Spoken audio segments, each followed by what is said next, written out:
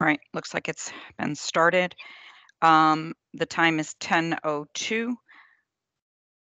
And I'd like to call to order the West Haven Subcommittee of the MARB. Today is December the 14th, and we do have a quorum. I'm Kimberly Kennison. I'm the designee for Secretary McCaw. With me today is Christine Shaw. She's the designee for Treasurer Wooden. I don't have any opening remarks this morning. Christine, do you? I do not, Ms. Kennison. Good morning, everyone. Morning. Thank you. Then let's get to the first order of business, which is the approval of the minutes from November the 16th. If I could get a motion. So moved, Bob White. Thank you, Bob. Second is Steve Felsigner. Thank you, Steve. Any discussion?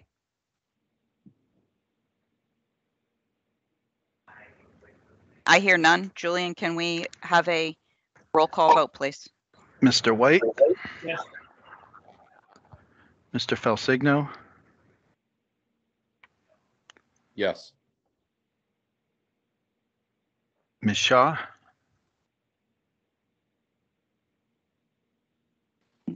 Yes. Thank you. Thank you. And Ms. Kennison? Yes. And are there any Julian, I'm votes? here too, Pat Egan. Okay. Pat, what's your vote? Yes. Thank you. And has Tom Hamilton joined?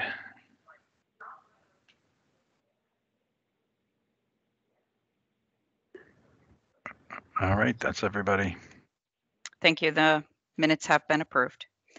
So the next item on the agenda is an update from the Cohn-Resnick forensic audit that is underway, and I'll give a very brief update.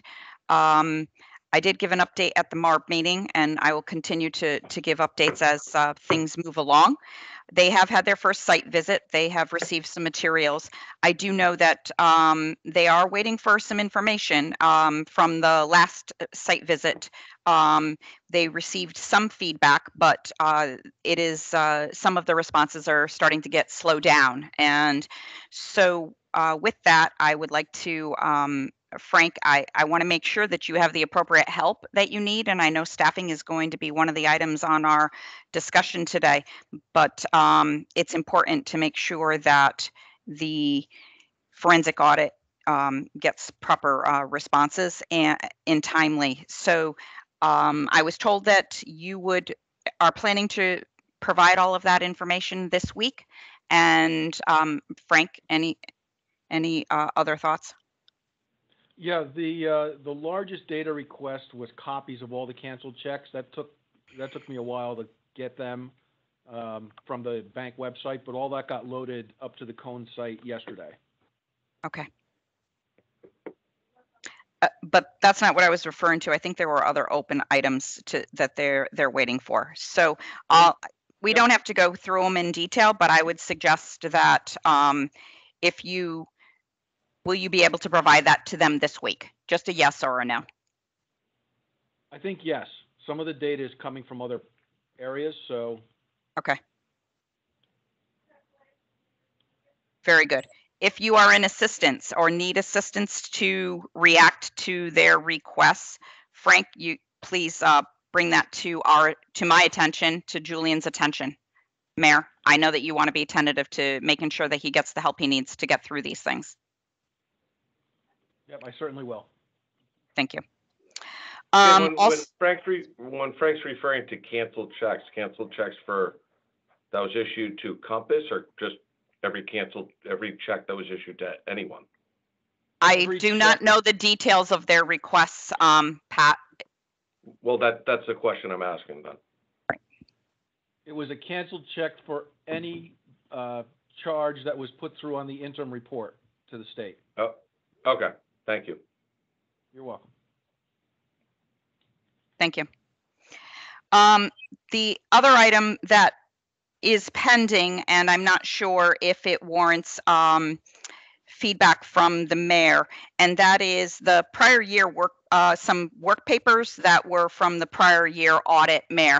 I'm not sure if you had given a blessing to your current auditors, Clifton Larson and Allen, and to make sure that they may need your approval to release information from their audit to Cohn Resnick. So if it does warrant your approval, could you please make sure that that is taken care of, and that CL and A will respond to Cohn Resnick as well?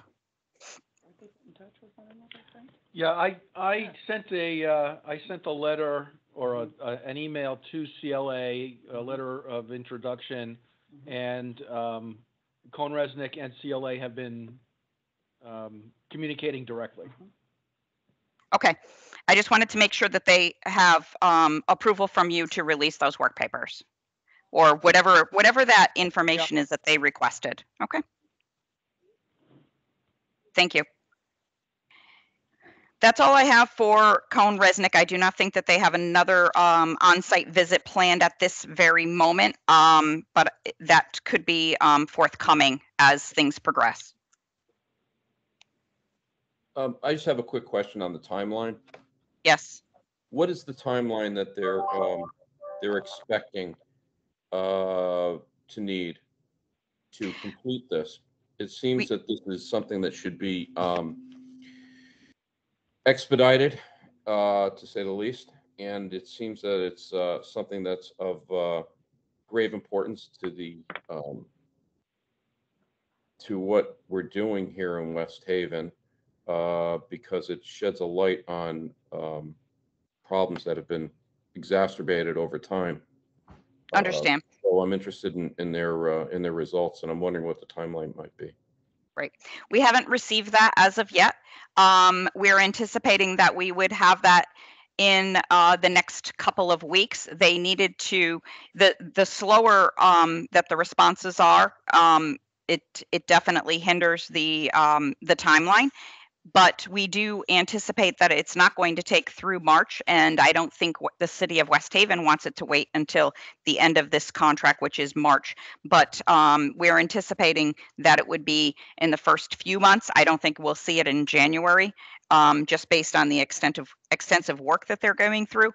In addition, we had, in their second statement of work, we asked them to provide us some feedback that was due for the 15th, which is actually this Wednesday, to take a look at the way where the state of Connecticut and OPM is gathering information for the reporting that is coming up at the end of January, and any recommendations that they would have to enhancements to the system. So that is underway for delivery this week. So that was going on at the same time as the West Haven gathering. So we are anticipating that we will see that in the near future. And it is a request of the secretary. Okay, thank you. You're welcome. All right, the next item on the agenda is the memorandum of agreement and action plan. And included in the packet today is the mayor's letter to Secretary McCaw. And wait a minute, let me make sure. Yeah, that was included in the packet. We want to let you know that we have received their purchasing plan, and I guess it's purchasing / AP. It's more than one.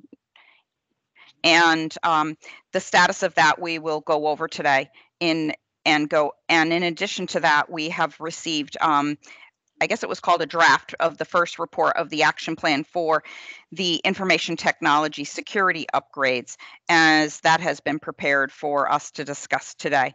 And the plan still needs to address the personnel department and issues that are still pending in that category. Oh, excuse me, Mr. Hamilton has joined us.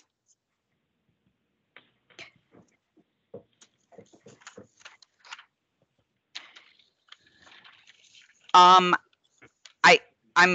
one of the other items in the MOA is I don't know the anticipated date that we will receive the personnel department. I know in the minutes it stated that we should receive it in 2 weeks, which would have been around the 15th. I just want to confirm with the mayor that is the intentions of, and or Frank, the intentions of the personnel action plan. Kim, Nancy Rossi, yes, it should be received next week. The personnel director is working on it, so that is the anticipated date. But she has been working on it with my boss. So we should have it in time for the MARB meeting, even though we usually take the work and do it here at the subcommittee level. We would be able to give an update at the MARB meeting. We should have that. Correct. Okay.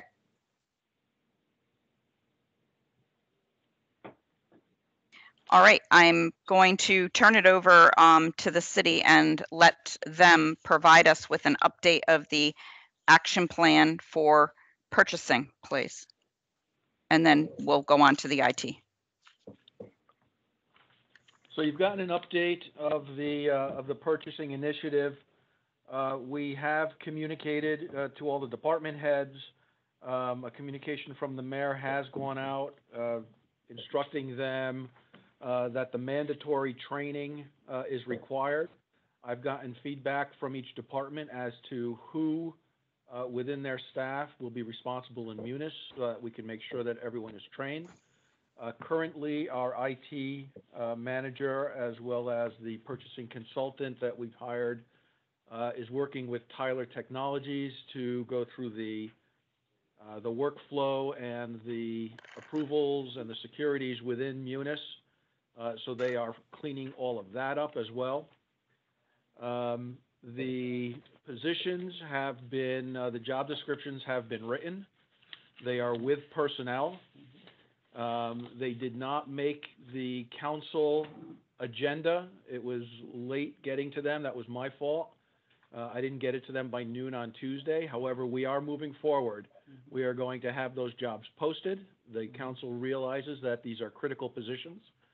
The documentation has been provided to them, and I expect to have that on the 24th, at which point they will give the formal approval to go through the hiring process. At that time, we should have resumes hopefully starting to come in so that there should be no delay on that. That would be the the procurement director, which is a new position, as well as a purchasing specialist or admin to support all of the documentation needs within that department. We have rewritten the position for the current position already budgeted within the city. That will become a buyer position. That is also with personnel. It just needs to get the union approval for the change in the job description and duties. There should be no change to salaries from the analysis I've done. Buyers in other municipalities are being paid an equivalent amount to already what's been budgeted. So there should be no monetary impact on that as well. The open accounting position, the assistant finance director is currently reviewing the needs for that position. He told me that he would have a job description written for me by the end of this month. So once that is taken care of, we'll get that approved by the union. We'll get that posted and filled. The open position currently within finance, that is the junior financial analyst position that was vacated as that individual moved into the accounts payable spot. That has been posted as well. We have begun getting resumes for that. So anticipating the review and interview process within the next week or so. So things are moving very well, I think, for the open positions within finance. We are looking at possible new position for IT, and I think that's going to get covered in the IT initiative, so I'll discuss that here. But that takes care of the open positions for finance. Do we have an update on the personnel, the HR generalist? Oh, and Michael will give an update on the HR generalist position. Have your, Turn the speaker off. sorry. This is Michael. The Human Resources Generalist position, I'm meeting with PM Alvino tomorrow. She's the director. When I met with her last week, she'd conducted an interview with someone that she was impressed with and was thinking of hiring.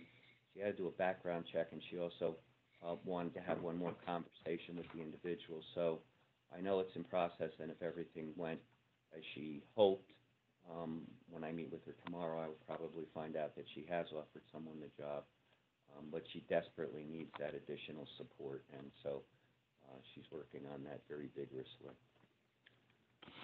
And then the other update on the purchasing AP is that I've written 3 of the 4 training documents. Those are ready to go.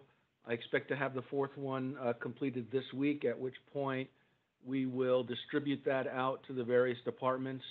Any individuals who want to practice with that in the training system, which is a mirror of the live Munis Ledger, they will be able to take that training material. It has step-by-step screenshots. They should be able to follow the steps. This will allow us to see if they encounter any difficulties during that, whether it's security levels, whether it's just something that they don't understand, so that when we do the formal training, they would have already tried to do it and come to the formal training with issues that they may or may not have come across already. So I've done that type of training in the past. It does make it a lot easier because the people have already seen the system, they've tried it, they know what problems they're having, and they know what to look for in the formal training. Yeah, no, go ahead. Yeah, I just wanted, this is Michael again, I wanted to add a couple of things. Julian had suggested something which we also followed up on, so as not to lose the momentum of making this a critical priority for all of the department heads and the respective staff. The mayor had a meeting about 6 weeks ago where she introduced this whole initiative to the departments, including I think it was fire and also sewer department. But anyway, the purpose of it was to underscore the fact that this is going to happen, it's mandatory, and what some of those changes would be. She also sent an email out about a week ago just as a continuing reminder to them that this is ongoing, and just because they haven't seen any training doesn't mean that this is a forgotten priority. And so a memo went out to them reminding them that this initiative is moving forward. We're getting closer to the training, summarizing some of the things we were going to do, but more importantly, notifying them that Frank is sending all of this information out, and accompanying the screenshots is about a 6 or 7 page manual that hopefully will also guide them through the self-training that they need to do. And I think it's good because this way, the mistake that was made the last time is when Tyler Technologies came in here to do the training, staff walked in cold and really didn't know what to expect. And I think now, with all of this pre-training and information that's been sent out, at least when we have Tyler here in January to do the formal training, hopefully it should go a lot better. And also, in the meantime, what Frank's office is doing is they're monitoring the progress that the departments are making in the self-training to make sure we move them along, and also to offer some assistance if we can, so that there'll be ongoing communication and interaction with these folks over the next month, just to continue to make sure that their attention is on this and that we're aware of where the deficiencies are. Thank you.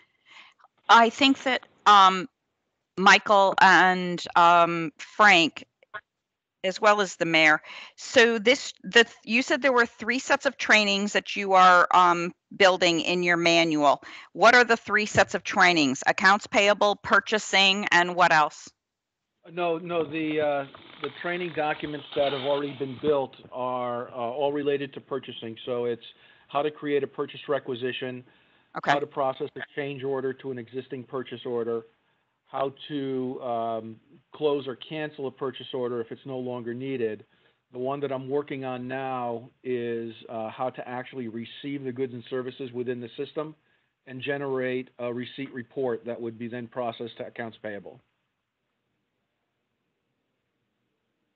And then during the training sessions themselves, we'll go through the steps of what's required for accounts payable. So when they send up the invoice for payment, it would be required to have a copy of the purchase order, a copy of the receipt document, signed by the department head and authorizing payment.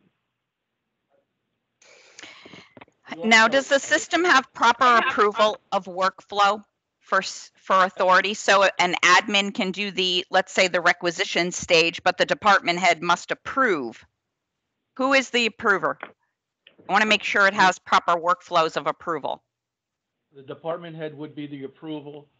That is what Jermaine, who's the IT manager, and Wilma are going to be working with Tyler Technologies to get that cleaned up and structured properly.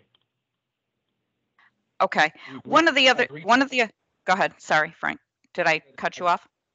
Yep, I've reached out to Tyler Technologies already. We have scheduled, well, we haven't scheduled yet. I'm waiting to hear from them. But we have purchased a block of 8 hours for one of their implementation people to actually come into the system with us and do the changes, fixes, cleanups real time with us, rather than us just sending them questions and them answering questions for us. So it was a little bit more expensive, but it was worthwhile to have someone with that technical knowledge actually go in there and run point on the workflows and the approvals. Okay. That's critical in this. Otherwise, if you move from one system to another, you have to build in the proper controls.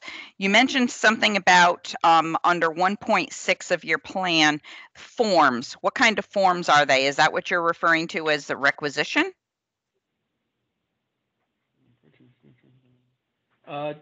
No, those would be any requests for new vendor.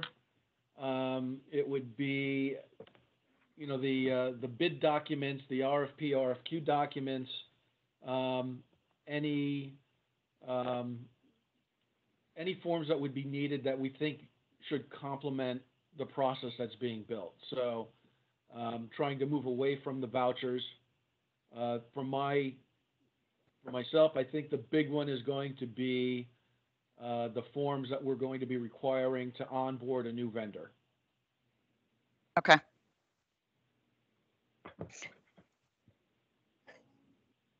So, Kim, I have a question. So, Frank, do we have a process in place? I know this was brought up certainly in, I think it was last year's audit and probably the one before that, inclusive of having a purchase order process and having those things in place, but also having a preferred vendors list and vetting through vendors.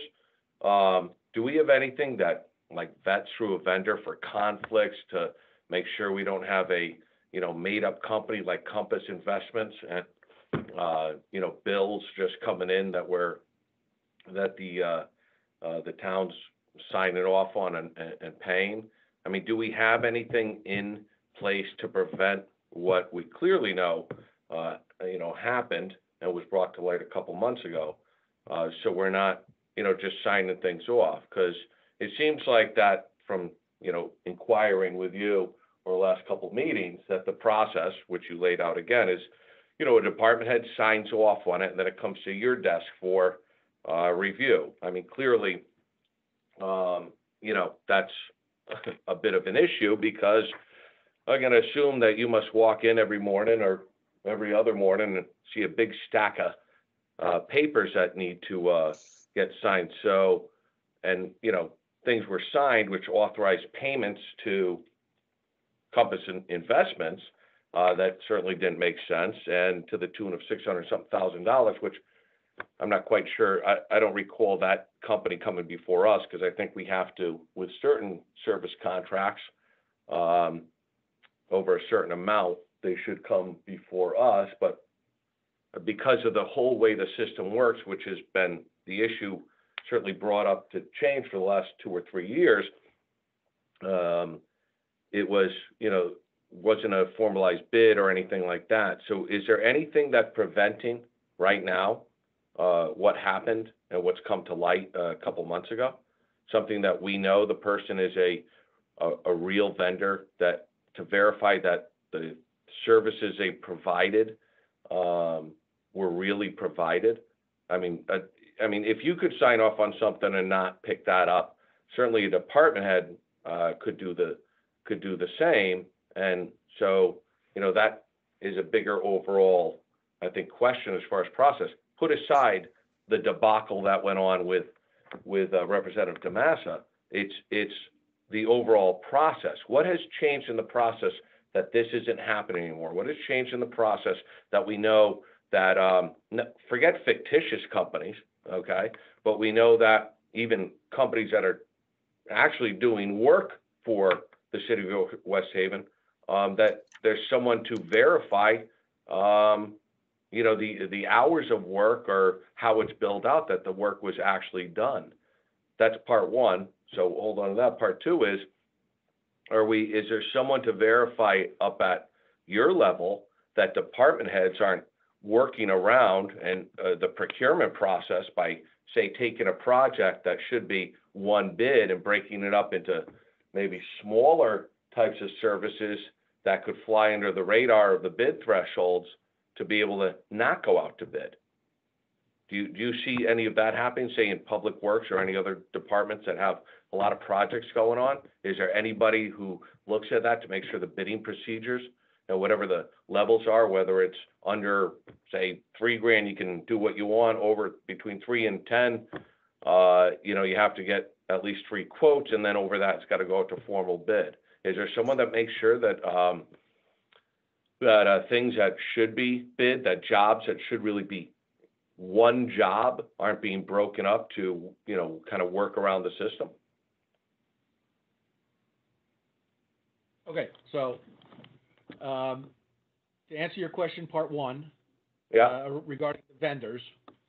So what we've started doing is every time a vendor request comes in, we have changed the form that's needed. We require additional contact information.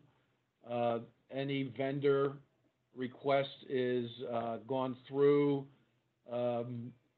We look at the Secretary of State website to verify that they are actually a real business. We take a look at any information that's in there as far as, contacts or managers, whatever, to see if those individuals are city employees or in any way related to the city. Other than that, we have not changed that process. That would be part of what the new procurement person will bring to the table with his or her expertise in procurement and purchasing. The same as, department heads going in and taking a $30,000 project and breaking it up into 5 pieces as opposed to bidding it all at once. There's nobody in place now that is doing that. I know that Wilma has pushed back on several things so far that have come across her desk, and that has been helpful. But until we get the bodies in place, we're going, we have to trust that the employees, and I know that in this, given what's happened, that sounds, it may sound ridiculous, but I just don't have the bodies to go out and actually verify that every document that was sent to us, the work was actually done or the goods actually received. We're counting on the person who ordered it or the department that ordered it to verify that it did actually happen.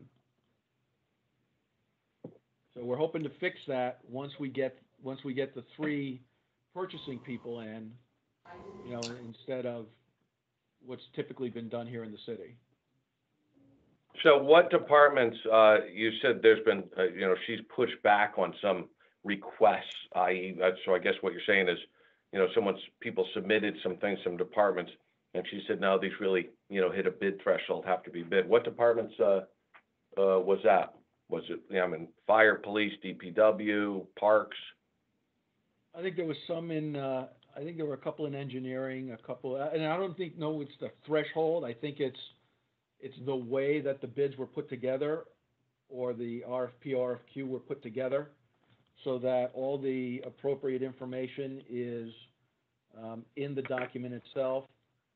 She pushed back on the venues that these documents were being advertised in to make sure that they go to a larger print venue, such as the Connecticut Post or the New Haven Register, instead of what would typically be considered, you know, kind of local papers or, you know, of that nature.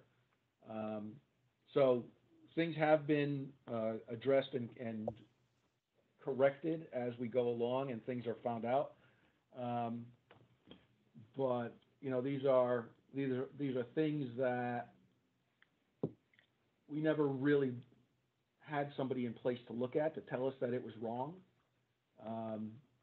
So everything was just being done as prior procurement people had done it. So all of this is kind of fair game for us to review, fix, put into place any proper practices that need to happen. Yeah, okay, because I just get concerned that you know, things may be falling through the cracks, and there could be ongoing things similar to what's been discovered, great or small, because, you know, for whatever reason, likely, you know, maybe it's staffing, maybe it's just, you know, you're overwhelmed, and you know, to be the kind of the end of the line to sign off on these things, you really just don't have the time to really review them, you know, where it should be, I think, kind of apparent that something isn't right, okay? And that, you know, we could be still engaging because the city hasn't adopted practices that certainly the board has pushed for, the audits have revealed over the last several years, that there could still be some behaviors going on that are causing the misappropriation of you know, state, local, federal funds. No, it's a valid concern. It's a valid concern. So, you know, I'd like to follow up. Can I just ask a question? Hold, Stephen, please. Christine asked first, please. Thank Okay, you. sorry, I apologize. Thank you. I just have a couple of, no, it's all right. A couple of clarifying questions. You made reference to Wilma and Wilma pushing back on some invoices. Can you refresh my recollection? Who is she and what role does she play in this process? Wilma is the procurement consultant that we have hired. So her main focus is reviewing the process, the documents, the contract layouts, etc. She's been working with Michael, putting together the new purchasing documents, not documents, procedure manual, as well as reviewing the city's current procurement ordinances and making recommendations to tighten and change those ordinances. Okay. I just have 2 quick follow-up questions. Now, you made reference to the current process requiring sign-off by the department heads. Typically, that sign-off is in and of itself a representation that the invoice or the bill is properly payable, that the services were received. So I know that there was discussion in the past about the mayor making clear about her expectations for department heads. Is that currently the expectation, that a sign-off by a department head is in fact its own representation beyond the procurement process, it's its own representation that the invoice is properly payable. Yes, yes, that has been communicated to the department heads at the mayor's initial kickoff meeting. And if there is a misrepresentation, what are the consequences? If a department head fails to conduct the appropriate diligence to verify that this is a properly payable obligation, what is the consequence for the department head? Right now, I would imagine that, well, I'll let the mayor answer that. Progressive discipline, up to Okay. and including termination if necessary. No, I made it very clear when we had the meeting, because again, this is not optional, and just going the way that they've always done it is not a choice. They're not going to have that choice, so they have to follow the proper procedures. And where I'm going with this is that it's not reasonable, Frank, to expect that you would have the resources to go out in the field and verify every single function, service, good. It's just not possible. And so my last question is, I imagine, and is it safe to assume that the current audit will include some commentary on the adequacy of the financial controls, as not only as they exist, but as has been proposed and what you've discussed? Are they going to be weighing in and offering advice on the internal controls, the checks and balances that you've described that you're working toward? Short answer, I hope so. I can certainly send a note to CLA to make sure that they include that as part of their discussion letter and as part of their findings. And if I could just, go ahead. I'm sorry. No, I'm sorry. I was just going to say the other thing that we're moving to is making the department heads aware that people will be personally liable or responsible for any bills that are being submitted to the city. So if somebody is just rubber stamping this thing because one of their people said, yeah, I went out and I bought those parts or whatever, and they've come in, employees are going to be made aware that we're working up language, et cetera, to make sure that they are liable for any fraudulent costs. I believe that language is already in the charter. Frank. Like, Is it? I haven't read through. Admittedly, I haven't read through all the charter, but yeah, I'll take a review and send it to you. But I'm sorry, Ms. Shaw, I didn't mean to interrupt you. No, it's okay. I'm on a little bit of a lag. I'm at the dealership. I just want to end with a concluding comment to Ms. Kennison and the OPM team that we make clear that that included in this review that is being undertaken of the entire procurement process, that some commentary on the action items or the process going forward, that they offer us the benefit of their insights on that proposed structure.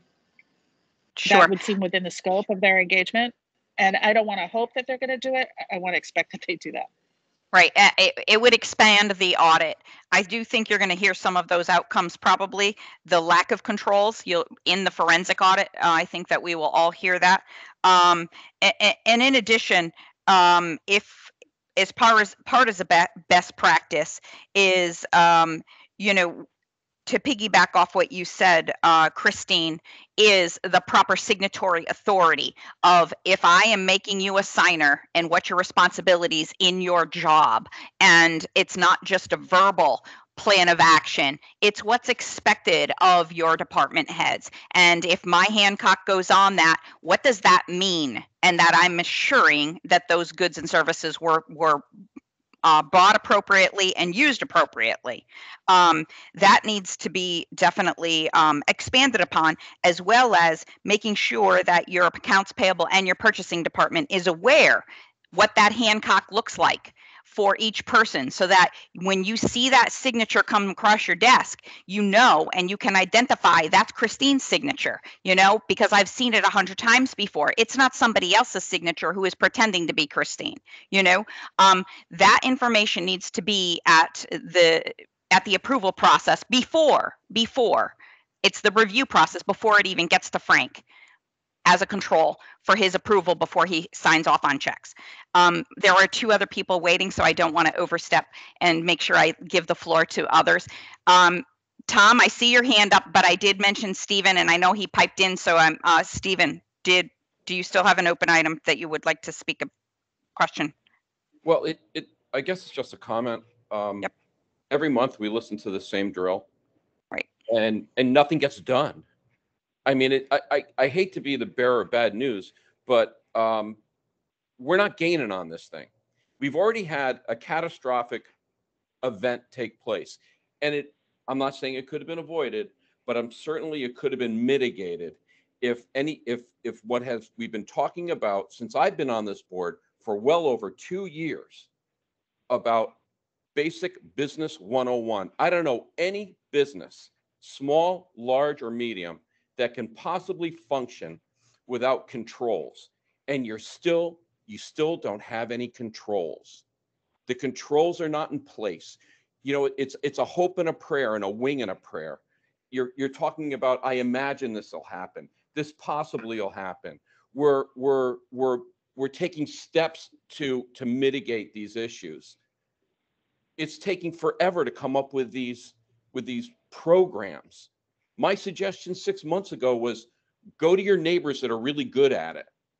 Milford's pretty successful. You got Shelton that's very, very successful. You got Frida in North Haven that's successful. These are your neighbors. It doesn't matter whether you're a Republican or a Democrat. You guys have a problem. It's a huge problem. You can't control your money. And most important, you don't know where it is. That's even worse. And here we are, we're a board, and we're representing the state of Connecticut, and we're taking state funds and helping you fix your problems. And all I feel that we're doing is throwing good money after bad. Nothing seems to be getting done. I know you're busy. I know everybody has multiple jobs, but you have to prioritize. And this is a priority. You're talking about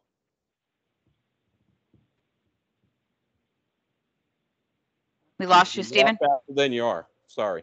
Mm-hmm. You really need to get your arms around this a lot faster than you are.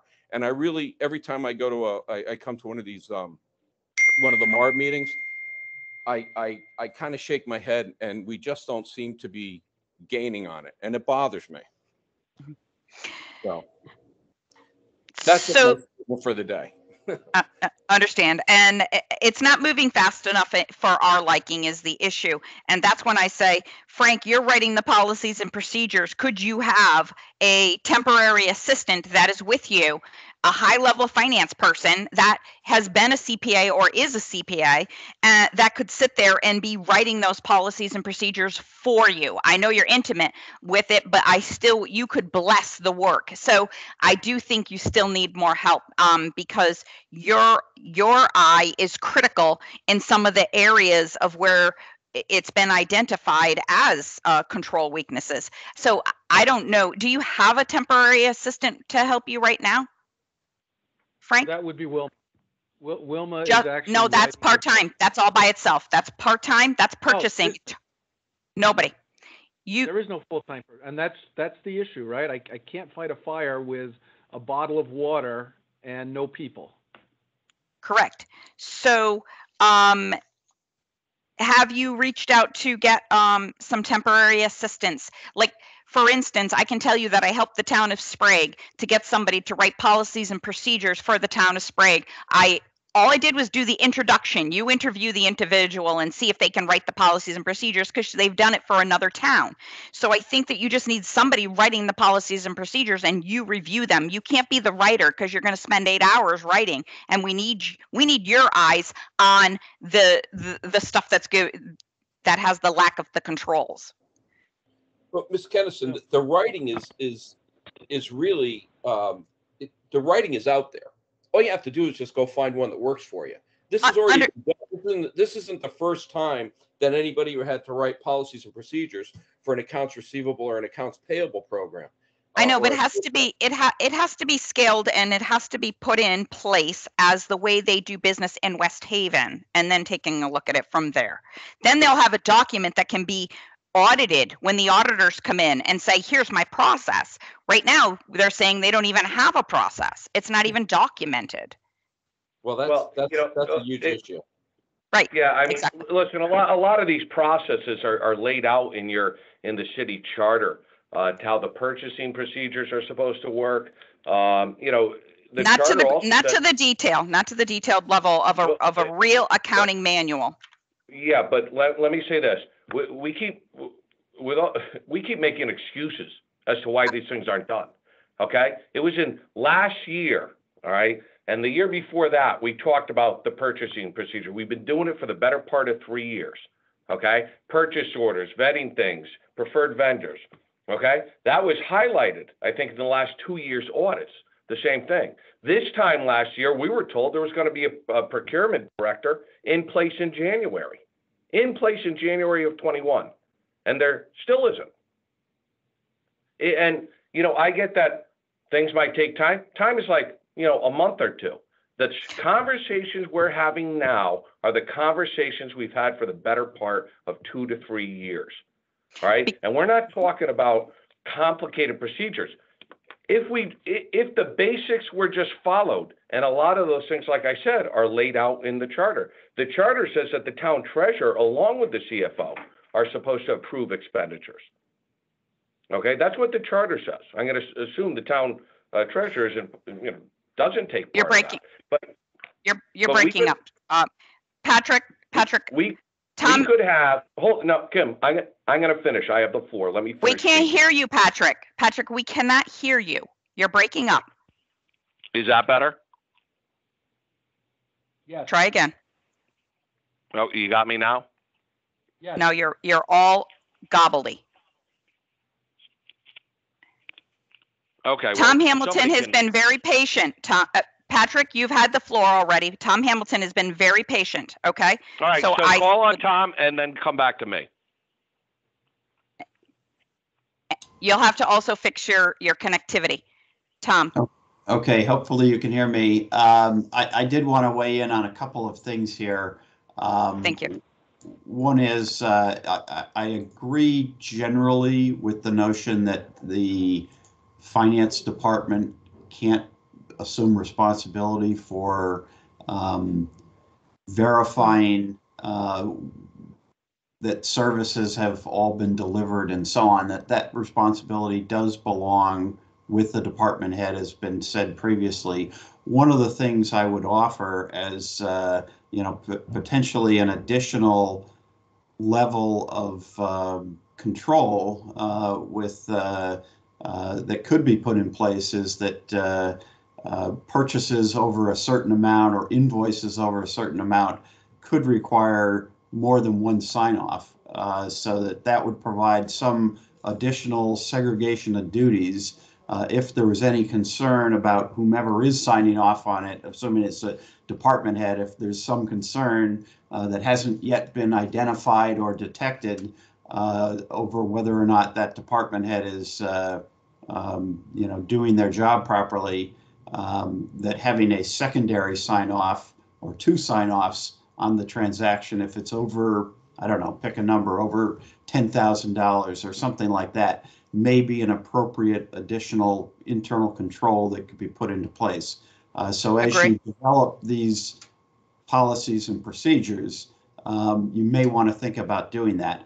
And this discussion is also triggered in my head that given sort of the history and given everything that's gone on here in West Haven, I think that West Haven could certainly stand to benefit by forming a formal internal audit department and staff that department with professional internal auditors that would be essentially devoted full time to going back and ferreting out any instances of impropriety. And given everything that's occurred here in West Haven, I think having an internal auditor or two on staff is certainly justified and appropriate. And as we work on next year's budget, or perhaps given the fact that there is additional pilot money that is available even now to West Haven, I would think that might be something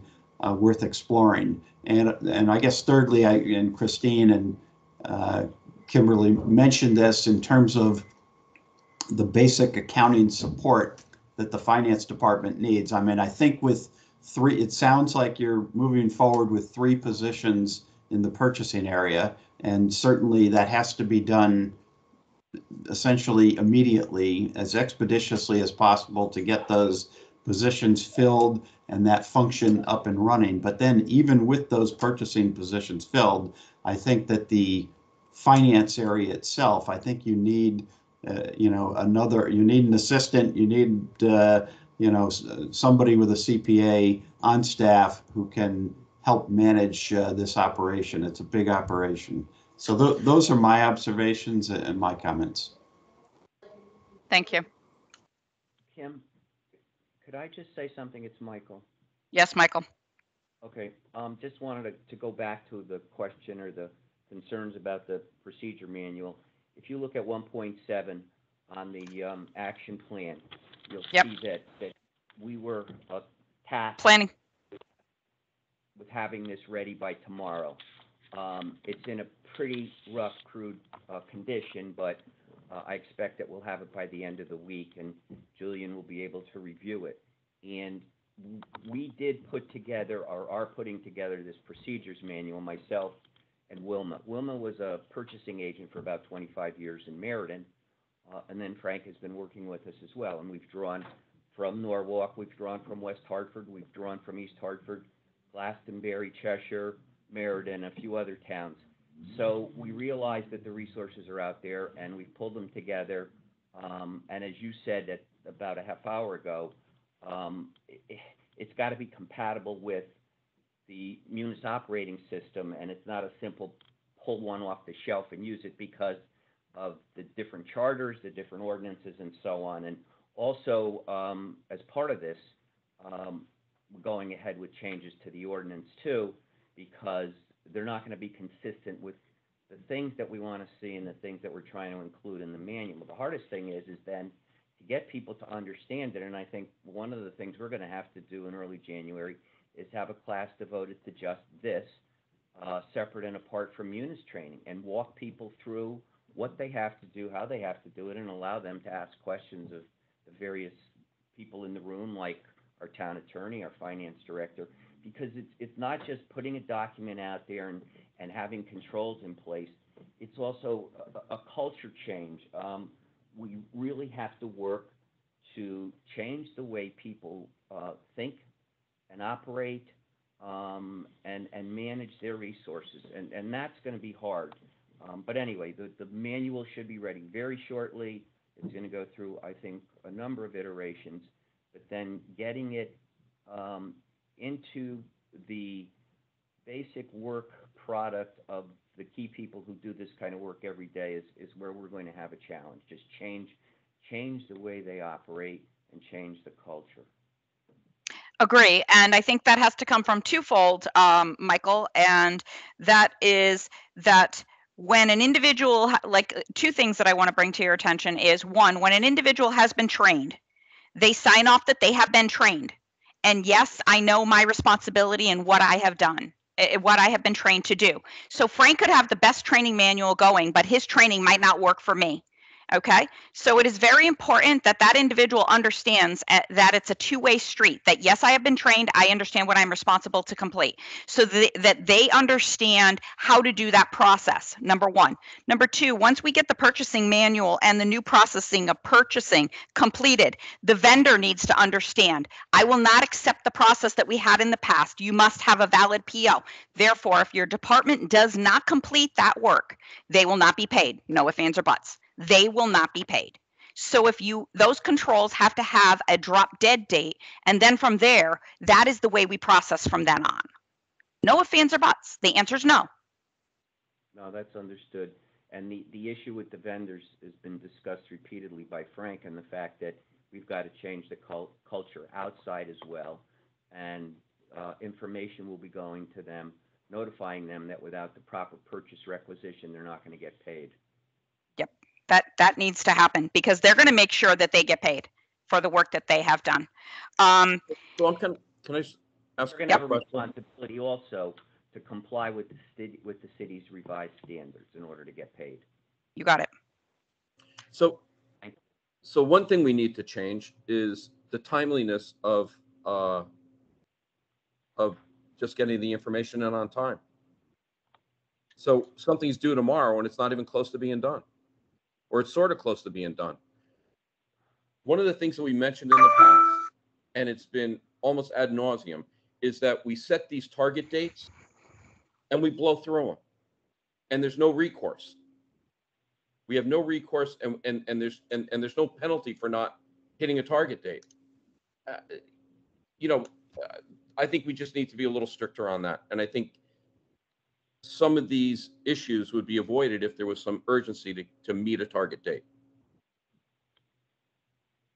I just want to say in defense of that believe me, there's not a lack of concern or sense of urgency at all in this, and it's not because of that rather laissez-faire approach that this is being delayed. It's not a simple, easy job if you're going to do it right. Yes, we could slap something together and we can send it up there tomorrow, and nobody would be happy with it. With each development and each chapter, you find that things don't necessarily correspond to an ordinance, to a regulation, or to previous chapters that were written. So it sounds easier than it is, and I assure you that nobody is lagging on this. And I hear you. I know there's a deadline, and we're going to meet it. It's not going to be finished, but it will be drafted. But I certainly don't want to send it up to the state in the condition it's in, but we'll be there very shortly.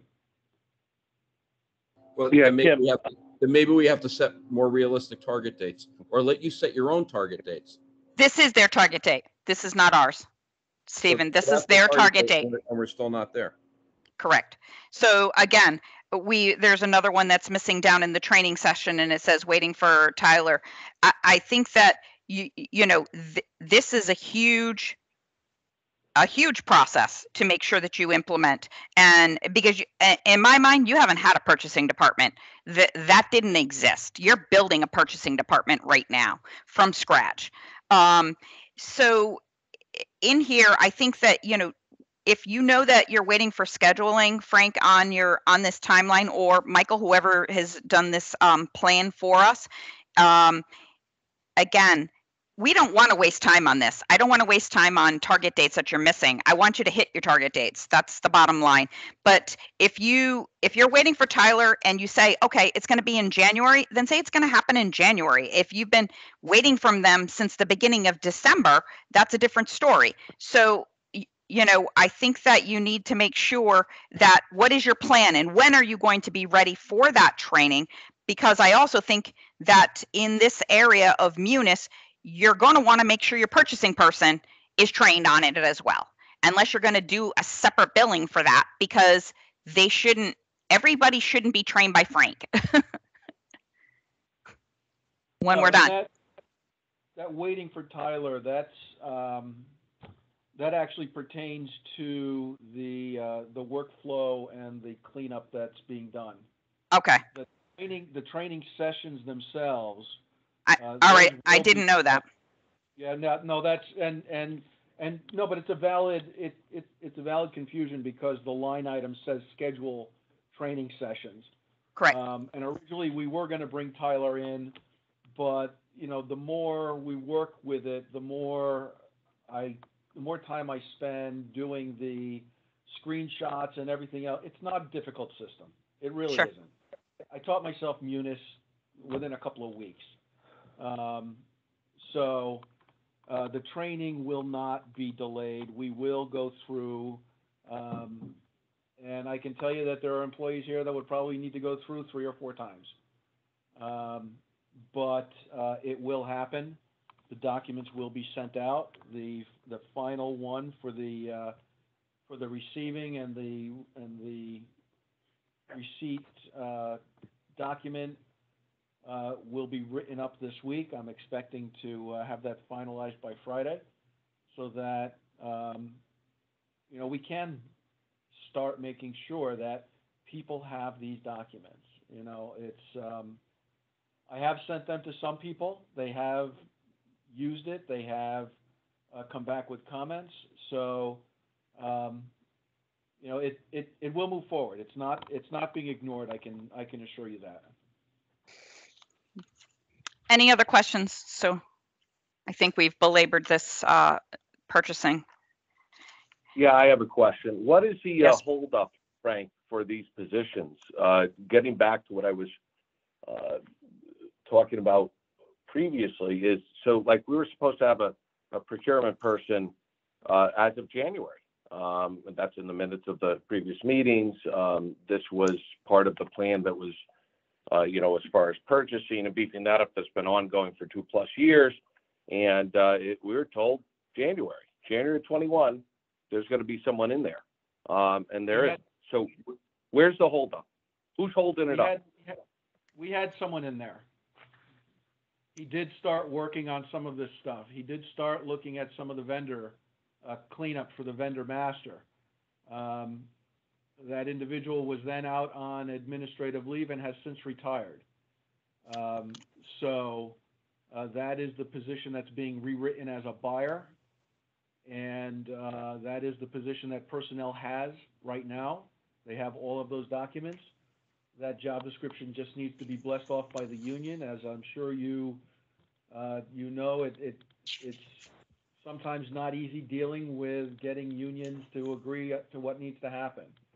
So that position was filled in January, and then they were basically out for one reason or another sometime in, what was that, the summer? April, May or June, I think he went out on administrative leave. So he was in place, and he was beginning to, you know, go through some of the documentation and the processes. But, you know, in all fairness, although he did have some procurement background in a previous life, you know, what we're going to fill the spot now with is a certified, well, the director will be a certified purchasing person. Good. We used Meriden as a basis for the job descriptions. We received job descriptions from Berlin, Bloomfield, I believe West Hartford. There were about 12 different municipalities that we requested job descriptions from, and we kind of put a conglomerate together of what we thought the best description would be. Okay. Yeah, and in closing, you know, to Mr. Milone, you know, Mike, I got to tell you, you know, your comments fall short. Okay, you've been there. We put you in there some time ago. All right, and the way you make your comments, it's like somehow, you know, we asked for something 2 weeks ago, you don't have it, and you need a little more time. Deal with the city is like the movie Groundhog Day. It's the same thing every meeting with the same issues. Okay, it might be a purchasing manual this time, but as Kim pointed out, these are your timelines. But we could go back through every meeting, and I'll tell you this: the same concern and the same thing about timelines not being met, we must have talked about 30+ times. Correct. Okay, 30+ times. It's a culture change. It's absolutely ridiculous, and all it is excuse making. And shame on us for continually accepting it. I mean, it comes down to where, you know, it's like the MARB board is Charlie Brown, West Haven's Lucy, and the budget is the football. Okay, and you know, it's like, how many times is it going to happen? The excuses are long since over. I've exhausted my tolerance for it. Okay, as far as I'm concerned, none of the restructuring funds should come the city's way. The $4 million that's out there, that should all be withheld. I don't care what you do and what you get done, okay, because you violated the memorandum of agreement. It's been violated. There was targets in there that were violated. And the irony is some of those things that were targeted for whenever it was, April and May of last year, still aren't completed. So, you know, the whole thing of we're trying and it's coming, it's ridiculous. All right, you're not talking about a month where the MARB is pushing for something unreasonable. You're talking about basic best practices of municipal government that for the 4 years that I've been sitting on this board, or 3 years, or whatever it is, that the same thing, it just isn't able to get done. And I have to sit there and think that there's just really not a will to do it. And shame on us for not, creating a consequence for that, because it's the same thing. We go through every single item and hear the same excuse time after time. It's absolutely ridiculous. I'm done on this issue. Thank you, Patrick.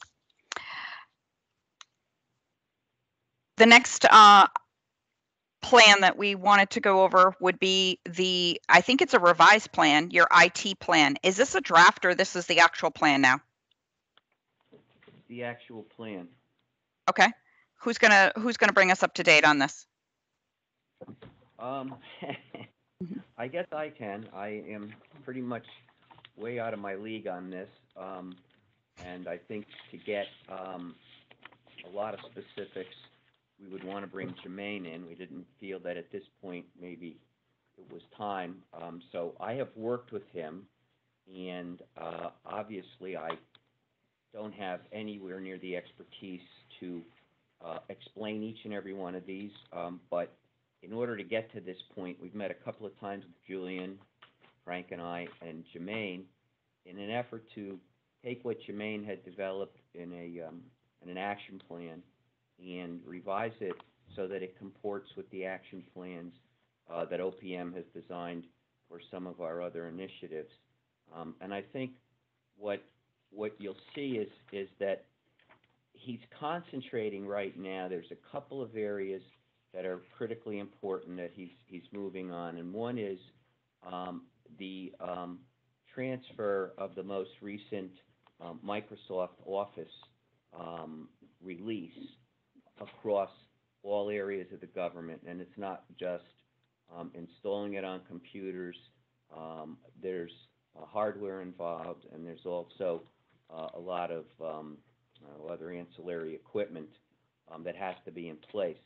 So right now, you can see that as you look through December, that is a big part of what he's planning to do. And then he's going to have training as well scheduled once that's done. That's under item number 2, and that's pretty much where all of his energy has been devoted for the last month and a half, as well as a number of other areas. The other thing is that in item 3, you see that what also is critical is the update of all the outdated servers, which is in various stages of progress, and some have been completed. But right now, that is pretty much being tied up. Where we have this continuing work to do is under item 4, which is the Disaster Recovery and Business Continuity Plan. And what he's challenged by is first of all, they have to redesign the entire network, okay, which is part of what this entails.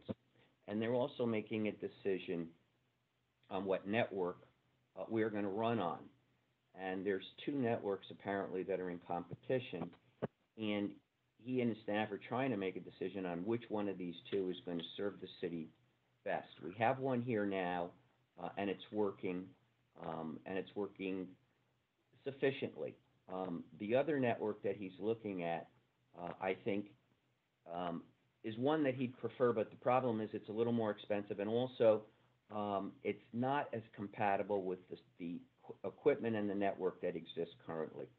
So for the next few weeks, that is basically where his energies are going to be directed. And also what he has to do is bring on board a consultant to initiate this, to help design our new network, but also to initiate the assessment and penetration testing, which is going to be a key part of all of this design.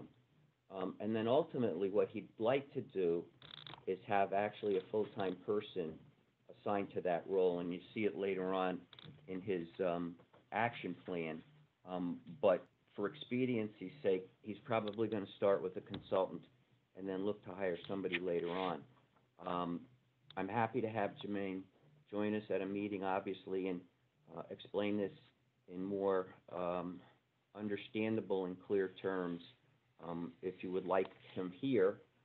But for the time being, since I kind of worked with him just to get this formatted, I'm the best we have at the moment. So I'm going to call this a draft format, and as some of these items, and this is the first time that we're seeing this. This is actually the first time I'm even seeing this. And I thought in the notes that it was going to be provided, that it was going to be a revision. I would like you to go back and have him look at these dates, because it's 12/20, as you're talking about putting in email of 365. That is very labor intense. Are you going live on next Monday with 365 for your email? That's the date. So I don't want to see in progress. If the milestone date needs to be realigned, he needs to take a look at those dates and make sure that they're planned out appropriately. It looks to me like he can't make these deadlines. Don't put down a date and you're going to miss it. Put down a realistic date. Everything in here is enormous networking, enormous servers that are old that need to be updated, and you can get compromised by having, platforms that are out there. You don't even need me. It's all over the paper of the kind of disasters that you can have when you don't have the network up to speed. I will do that, but understand that Jermaine has been working on this for 6 months prior. I understand. Yep, Yeah, I understand. And then it was revised so that I'm not here to hurt the new person, Michael. I'm not. Oh, I just want I know. I want So to make sure. I mean, listed this. Okay. Please look at the I hear dates. you. I'll follow up. Okay. Thank you. And I want them dates that they're going to meet. I don't want to see a date on here that says system redesign and it says 11/15/21 in progress. It cannot have that date if it's still in progress. It has to be completed or you have a bad date. Okay. Okay. I'll note it. Thank you. And I'm not trying to underestimate the amount of work that he has. Based on what I'm seeing here, it looks enormous. As somebody who has supervised IT in the past. Okay, let's move on to, we did talk about positions. The next item on the agenda is open positions, unless somebody has any questions about IT or anything else before I move on to the next agenda item.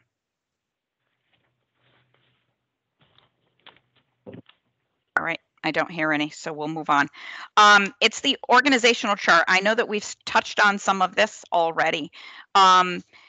I do have some questions about the org chart from the past to the current of where you want to move, your proposed future org chart.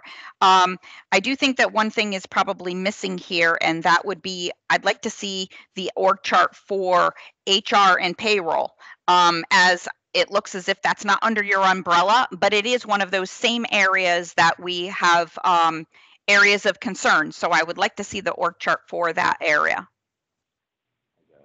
Mayor. And if there's any other finance area that I'm missing, then we should make sure that we take a look at that. So Frank, you brought us up to date on a lot of these positions, and some of my questions lie in, there are some staff members that have been here that report up through the existing positions. I don't know how long the longevity is of each one of these people that are already here, or if they're all brand new. So I think that would be helpful if you could provide us with the, how long have these people been here, So I've heard about Bob Z for the entire time that I've worked here, which is, this spring will be 2 years. So I've only been here 2 years. But there are other people that I'm not familiar with, and the title leads you to believe it's some of the conversation that Tom Hamilton had. Your chief accountant / internal auditor. What is that a bad title, or is that individual's responsibilities to be an internal auditor? My guess is that that this person is not filling the role of an internal auditor, but I could be wrong. No, you're not wrong. I think it's a bad title on Title. this particular. Okay. Because So what otherwise that will be a problem, right? Right. So And- what I'll do is I can color code each person with how long they've been in that department, or in that position rather. Okay. And then you'll just give me some ranges of, Yeah, so many Yep. years. And Let- then if we look at it as like a heat map, we'll be able to see how long your longevity is versus how much is brand new. exactly. Okay. Thank you.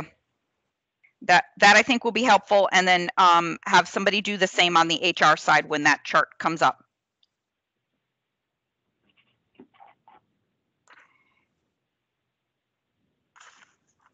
Any other questions about the org chart?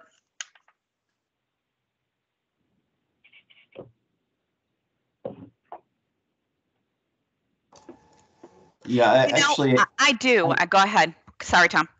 yeah, I do. In terms of the accounting function here, Frank, this has every person listed on it. Is that correct? That's correct. And I'm just looking at it, and I'm wondering whether, given the fact you only have two people who look like they're in sort of a transaction processing kind of job title, whether or not you really have your sort of your middle line managers doing transaction processing. You know, when I look at the manager of accounting and financial planning, how much of their work is really managing, supervising, checking work as opposed to processing invoices? Yeah, I don't think that particular person spends a lot of time processing invoices. I know she does help out during the week. We're still Vaughn is in that position less than 2 months. So as we're moving forward, so Tammy and Vaughn have been doing most of the transactional activity. Okay. But that's not to say that the manager of accounting and financial planning isn't doing activities that can be passed off, right? So once the HR generalist is hired down in personnel, all of the 401k duties that she is currently providing will be sent down to personnel, where frankly I think they belong.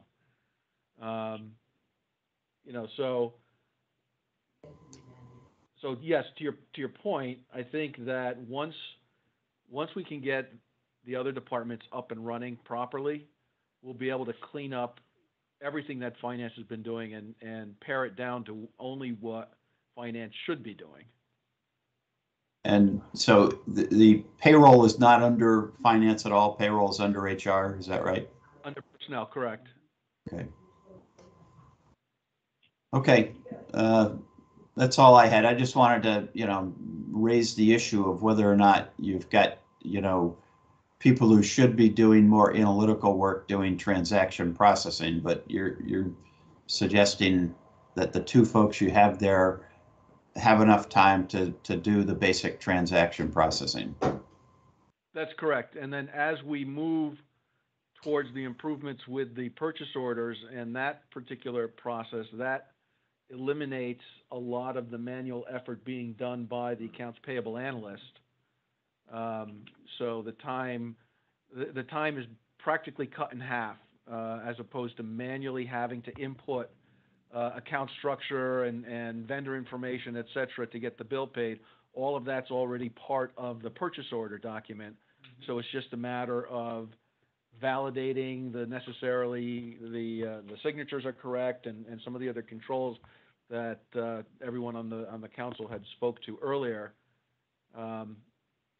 So once the process is working correctly, I guess what I'm saying is that accounts payable analyst should be able to spend more time dealing with controls and analysis and less time with actual transactional processing. Okay, thanks.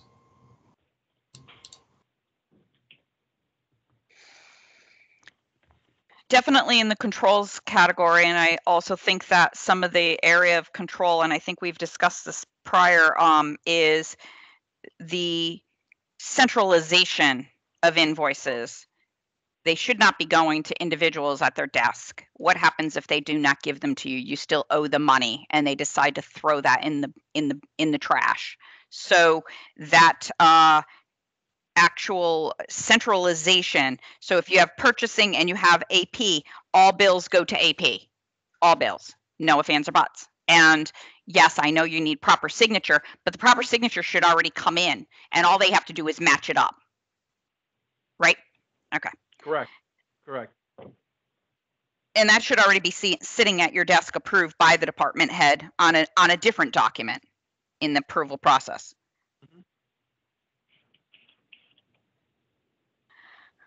All right. Any other questions about the organizational chart that's been provided?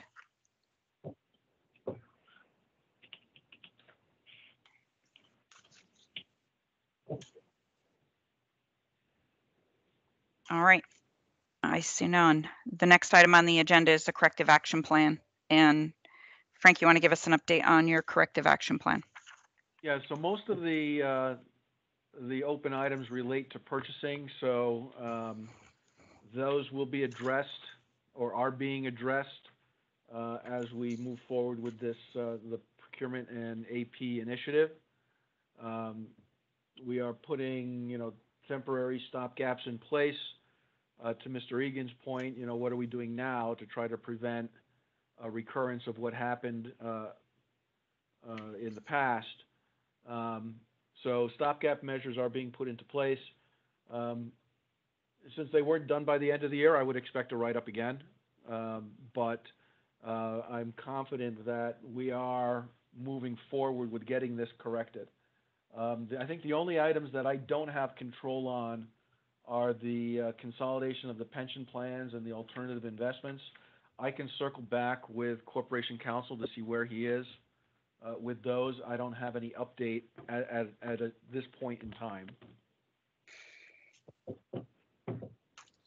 So if we look at this as a high level, if everything besides what has already occurred with the new weaknesses that are, well, some of them aren't new, they are the existing weaknesses, you're anticipating that based on the work that you have completed, that item number 4, which is all in the purchasing area, would be a repeat, as well as 7 and 8. So everybody understands that no work has been done in the purchasing area, but there is work still to be done. That you're anticipating even before the audit starts that will be a repeat finding. You'll have a repeat in pension, alternative investment, as well as anything else. No, I think everything else has been. It's the purchasing. It's all purchasing and pension plan. Okay. Okay. On top, and I'm sure they're going to dive deep into the areas that have been compromised. Yes. Any questions on the corrective action plan?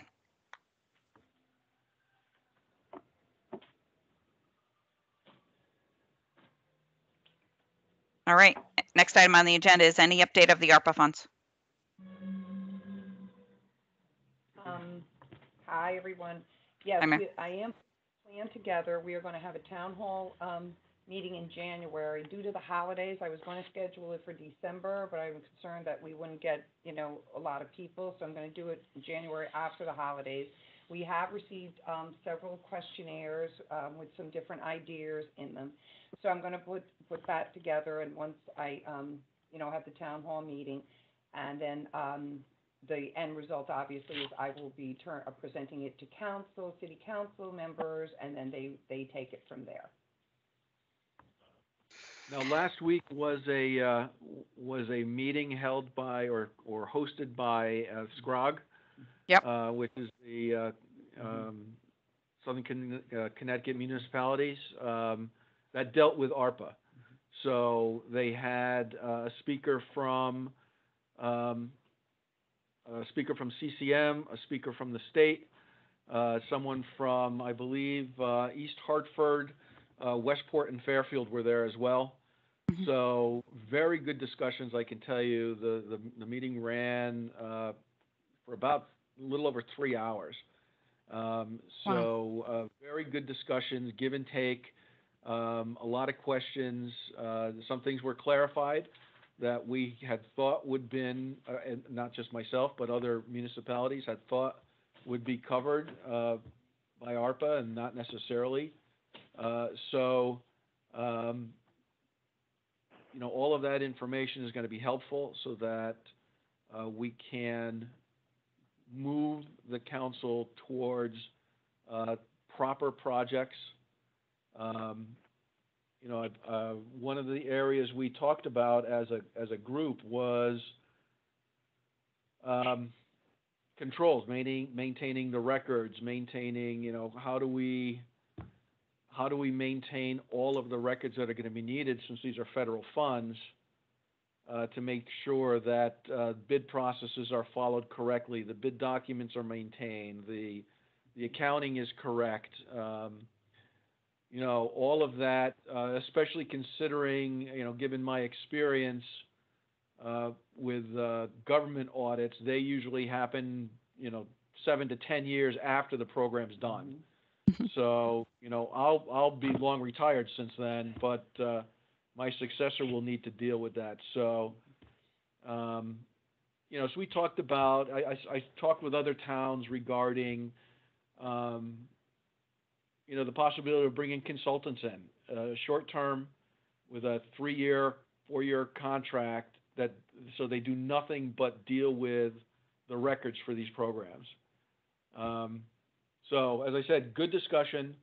Scrog sent out the backup documentation. I received that yesterday.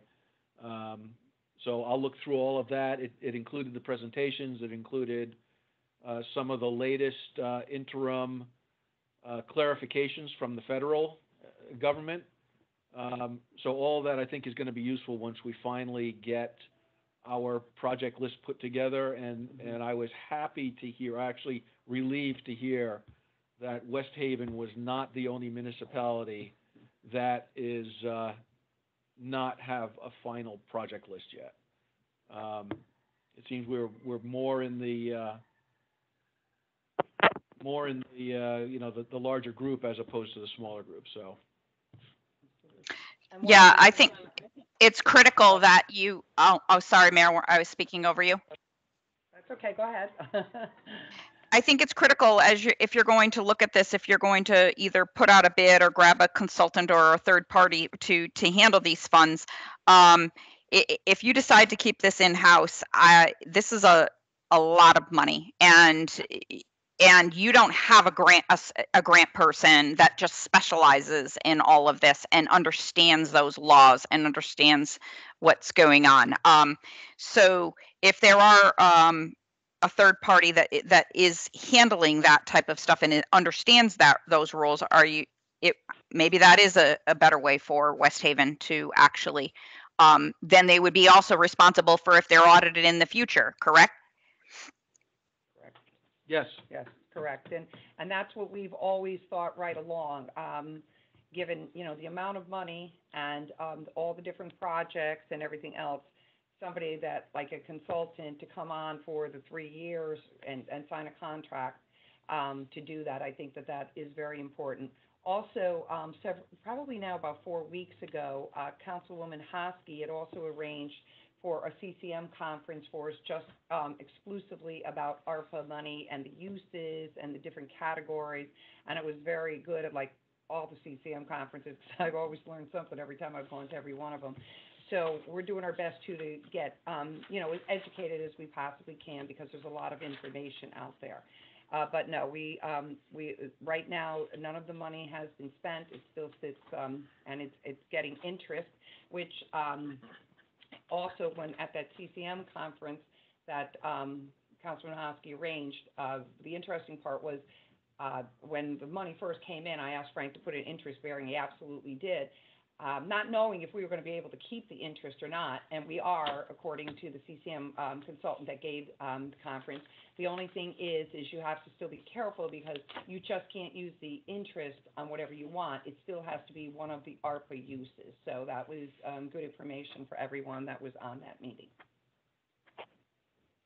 Yeah, that makes sense. Mm-hmm. Any questions about ARPA funds?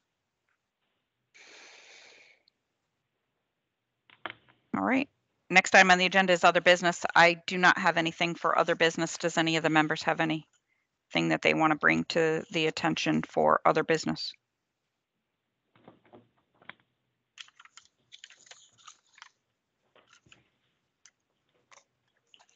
I see none. Next item is motion to adjourn. Could I get a motion, please? So moved. Who was that, Pat? Second.